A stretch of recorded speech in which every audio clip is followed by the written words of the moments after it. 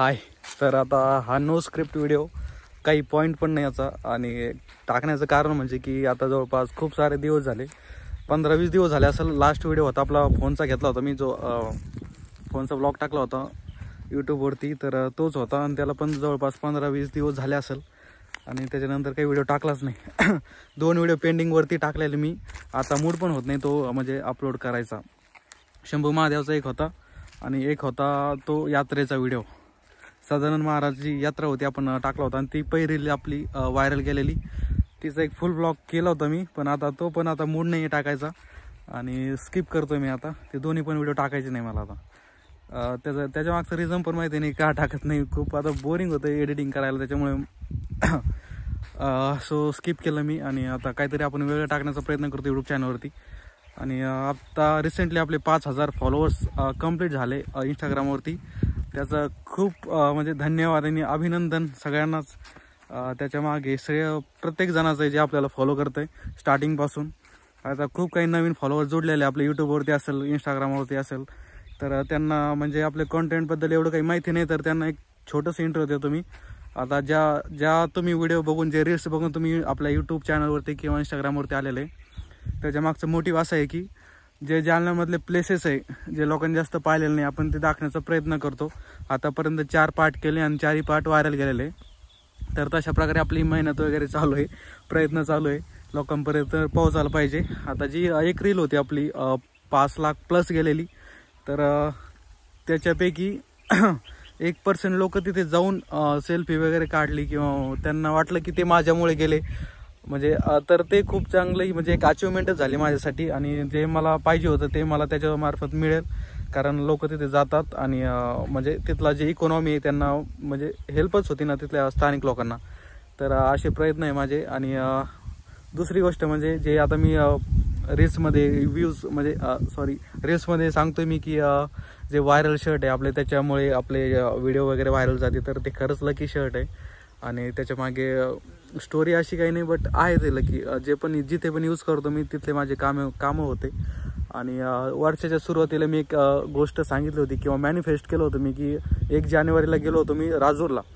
तर तिथं असं नागसेम भाया होते सोबत. आणि तुम्हाला म्हणजे मी तिथं असं बोललो होतो की मला 5000 फॉलोअर करायचे यूट्यूबवरती आणि प्लस 5000 सबस्क्रायबर करायचे इंस्टाग्रामवरती.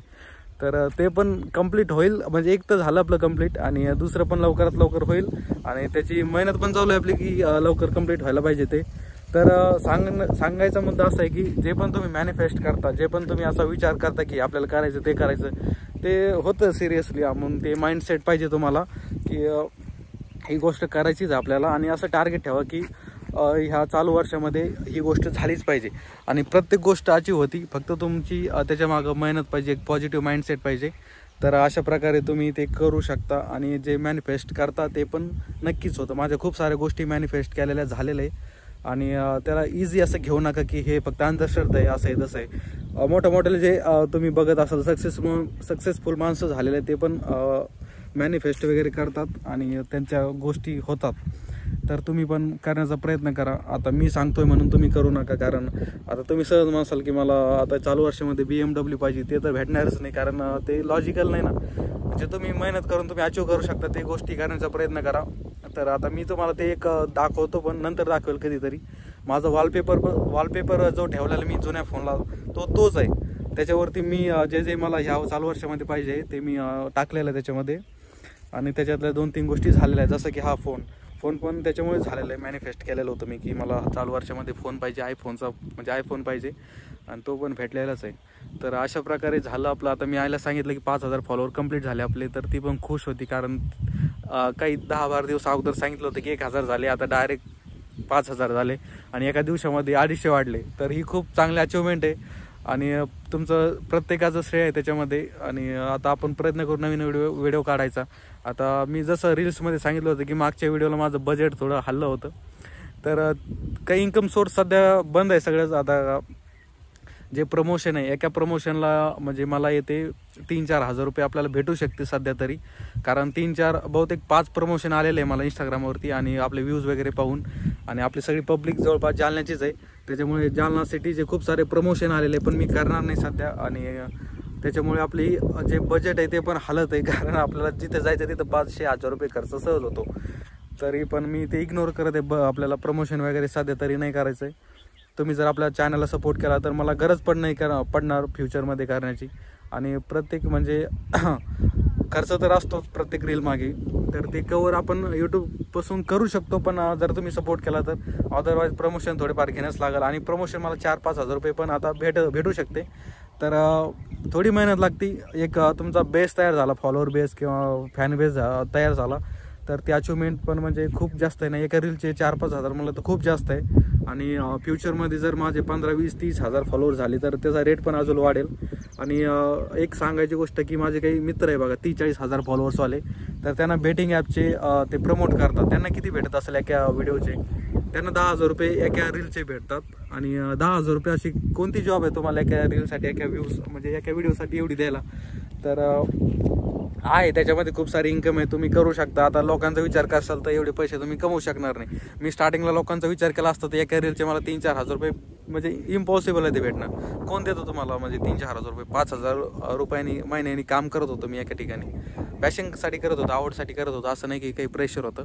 पण एवढे पैसे तुम्हाला कुठंच भेटू शकत नाही जेवढं तुम्ही जॉबना 10-20 वर्षात कमवसाल. जर एका लेवलला पोहोचले तुम्ही इथं तर तुम्हाला जवळपास 2 वर्षामध्ये तेवढे इन्कम करू शकता. आणि एवढं सांगायचं होतं मला. कोणत्या टॉपिकवर बोललो आणि काय झालं या व्हिडिओवरती मला लक्षात पण नाही. तर एवढं सांगायचं, व्हिडिओ करा, चिल्ड राहा. आणि जेवढं तुम्ही कॅमेरासमोर असाल तेवढं फ्री असाल. बाकी जेवढे लोकांचा विचार करसाल तेवढे डाऊन तर जाणारच आहे तुम्ही. लोकांचा विचार वगैरे करू नका. जे तुम्हाला असं आवड असेल त्याच्यावरती फोकस करा, मॅनिफेस्ट करा. खूप साऱ्या गोष्टी मॅनिफेस्टनं कंप्लीट होतात. मॅनिफेस्ट वगैरे म्हणजे करत जा, मेडिटेशन कर जा. आता मेडिटेशन मी पण थोडंफार करतो, एवढं नाही पण करतो. कारण जेवढं आपण सायलेंट राहतो तेवढं आपला जे माइंड असतो ते ओपन राहतो. आणि असं नाही की तुम्हाला नॉलेज फक्त पुस्तकातून भेटेल. व्हिज्युअल पाहण्याचा ट्राय करा. तुम्ही दिवसभर तर मोबाईल बघतोच, आपण सगळे बघतो. तर व्हिज्युअल असे इन्फॉर्मेटिव्ह व्हिडिओ बघा. जे पुस्तक म्हणजे आता जे समराईज पुस्तक केले राहते, आता खूप सारे पुस्तक मी अशी तर वाचले नाही पण व्हिडिओमार्फत खूप सारे पुस्तक म्हणजे रीड केलेले. रीड म्हणजे समराईज करून ऐकलेले आणि 10 मिनटामध्ये ते कंप्लीट होतं. सो एवढा टाईम पण वेस्ट कर जाऊ नका की बुक पूर्ण वाचायचं. शॉर्ट समरीमध्ये पण खूप जास्त इन्फॉर्मेटिव्ह आपल्याला भेटतं. सो असं काही मॅनिफेस्ट वगैरे केल्यावर होतं. तर तुम्ही प्रयत्न करा आणि चॅनलला सबस्क्राईब करा. लवकरच आपली 1000 सबस्क्रायबर कंप्लीट करायची आपल्याला, 400+ झालेले. सो भेटूया पुढच्या व्हिडिओमध्ये.